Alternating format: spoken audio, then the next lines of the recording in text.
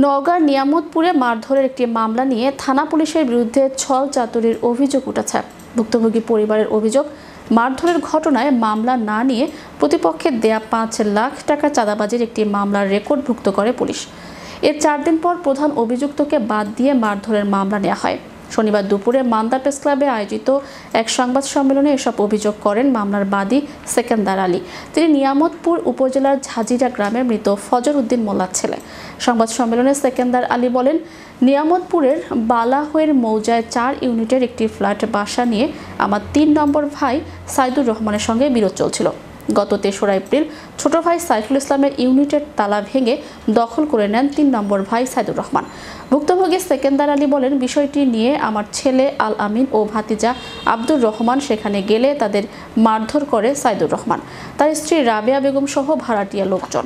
পরে স্থানীয় লোকজন আহত আল আমিন ও আব্দুর রহমানকে নিয়ামতপুর হাসপাতালে ভর্তি করেন। হামলাকারীরা আল আমিনের একটি মোটরসাইকেল বাড়িতে আটকে রাখে। ঘটনায় ওই দিন সাইদুর রহমান, রাবেয়া বেগম সহ ৬ জনের বিরুদ্ধে নিয়ামতপুর থানায় অভিযোগ করে। ভুক্তভোগী সেকেন্দার আলীর অভিযোগ, মারধরের ওই ঘটনায় একই তারিখ ও সময় উল্লেখ করে গত ৭ এপ্রিল 10টা ৫ মিনিটে আমি সহ ৫ জনের বিরুদ্ধে ৫ লাখ টাকা চাঁদা দাবির একটি মামলার রেকর্ডভুক্ত করা হয়। আর মারধরের মামলাটি রেকর্ড করা হয় এর ২৫ মিনিট পর 10টা ৩০ মিনিটে। থানা পুলিশের এ ধরনের ছলচাতুরিতে আমি হতবাক হয়েছি। বিষয়টি তদন্ত করে প্রকৃত সত্য উদ্ঘাটনের জোর দাবি করছি। এ বিষয়ে জানতে অভিযুক্ত সাইদুর রহমানের মোবাইল ফোনে একাধিকবার যোগাযোগ করেও তাকে পাওয়া যায়নি। নিয়ামতপুর থানার ভারপ্রাপ্ত কর্মকর্তা Habibur Rahman mobile phone receive না করায় তার বক্তব্য পাওয়া যায়নি। জানতে চাইলে মান্দা সার্কেলের সিনিয়র সহকারী পুলিশ সুপার জাকিরুল ইসলাম বলেন, এ সংক্রান্ত অভিযোগ পেলে তদন্ত করে প্রয়োজনীয় ব্যবস্থা নেওয়া হবে। ওই ঘটনার তারিখ ৩/৪/২০২৫।